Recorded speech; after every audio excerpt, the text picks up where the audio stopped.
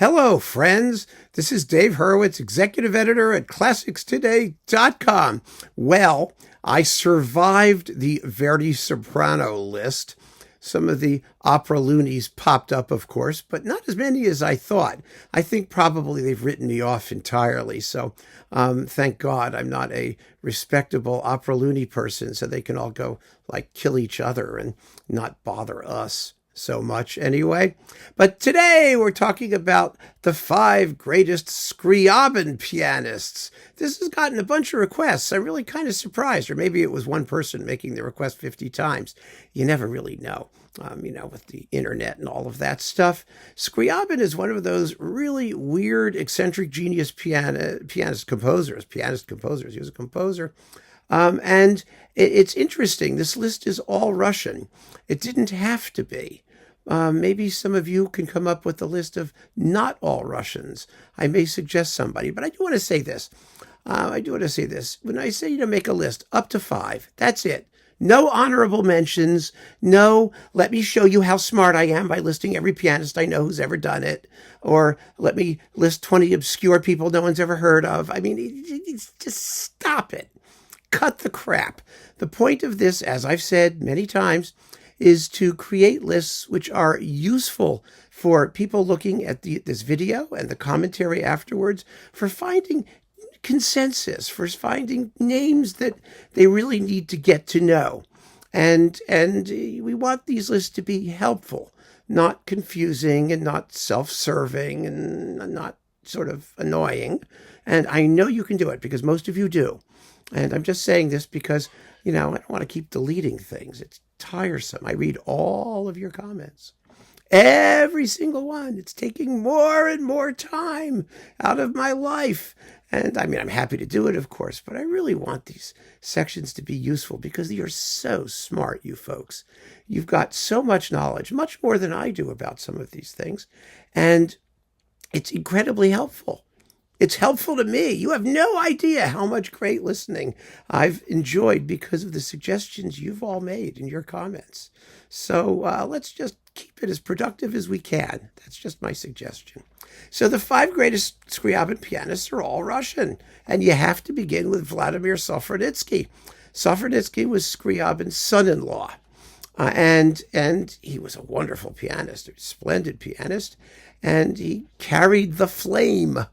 The eternal flame of Scriabinitude into, I guess around, the 1950s or so. Most of his recordings sound like crap.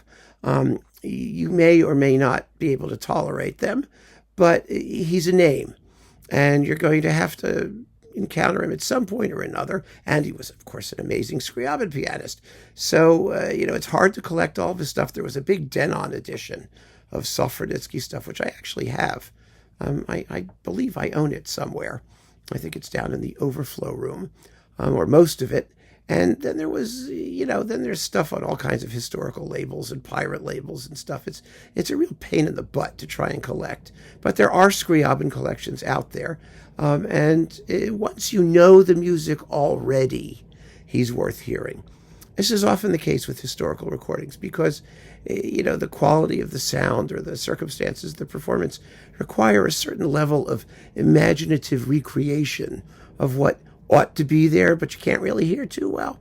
So I would get to know Scriabin first and keep his name in the back of your mind, and then you can go and experiment to your pleasure. Then we've got to talk about Sviatoslav Richter. Oh my. Richter is an amazing Scriabin pianist. He always was. Most of his best Scriabin recordings were not commercial recordings. There is a Deutsche Grammophon recital that's very good, or that has some Scriabin stuff in it. But his Warsaw recital, which is in pretty good sound and is available on various labels, is just amazing. You get the 5th sonata, the 9th sonata. You get a bunch of preludes and things, and it's just an extraordinary thing. When Richter was hot, nobody could match him, really. And he did an extraordinary range of Scriabin's music. So he's definitely a must if you can find the right recording. And that's always the issue with all of these people. You know, Scriabin is an elusive composer, and Scriabin Pianists made elusive Scriabin recordings. A lot of them are live. A lot of them are, he's a composer who is often best caught on the fly, spontaneously.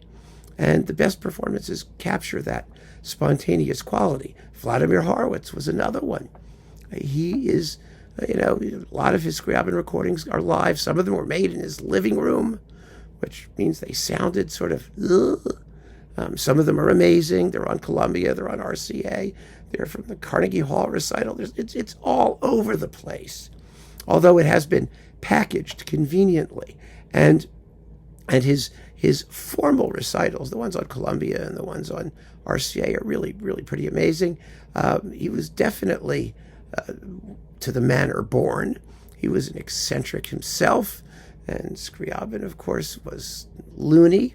And the interesting thing about Scriabin, and something else that's really sort of necessary in a Scriabin pianist, is that he began as sort of proto-Chopin, and then became post-Wagnerian, and then completely, total chromatic, atonal, out of his mind nutso.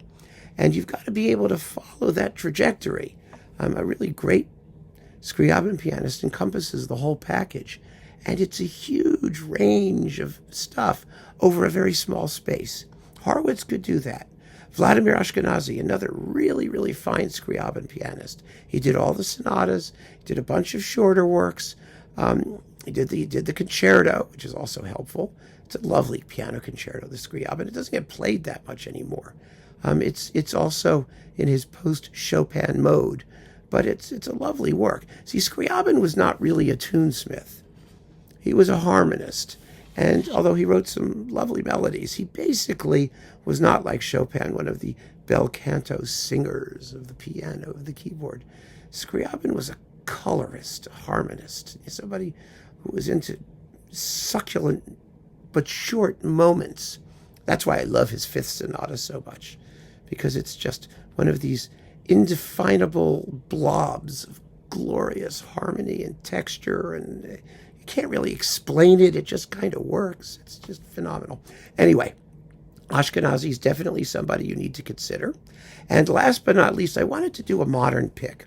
And I was really torn because we have a non-Russian, Marc-André Hamelin, who did a stunning set of the sonatas. But he hasn't otherwise been all that interested in Scriabin. He did a couple other things on his composer pianist disc. But for my money, the great Scriabin pianist out there today is Yevgeny Sudbin on Bis, who has a couple amazing Scriabin recitals. One is called Vers la Flamme, toward the flame. And then there's just another Scriabin recital. But he's got most of the sonatas. He's done the concerto. He's done a whole selection of shorter pieces. He's a remarkably intelligent pianist. He writes fabulous liner notes for his recordings. And he really gets into the heart of the music. He understands it. He's got the digital dexterity to clarify the thickest and gloopiest of Scriabin's textures. It's really, really remarkable piano playing, and he's gorgeously recorded by Bis. He's somebody you should get to know. If you don't know Sudbin's recordings, and particularly his Scriabin, he's really a wonderful sort of modern reincarnation of that great Russian tradition, I think, anyway. He's done Metner, he's done all kinds of slightly off the beaten path stuff, and he does it fabulously well. And so those, my friends, are my 5 greatest Scriabin pianists. I am looking forward to hearing yours. Just 5, up to 5. No more discussion beyond that. And let's see what turns up. It's important. You've got to choose. You have to make choices. You have to think about it.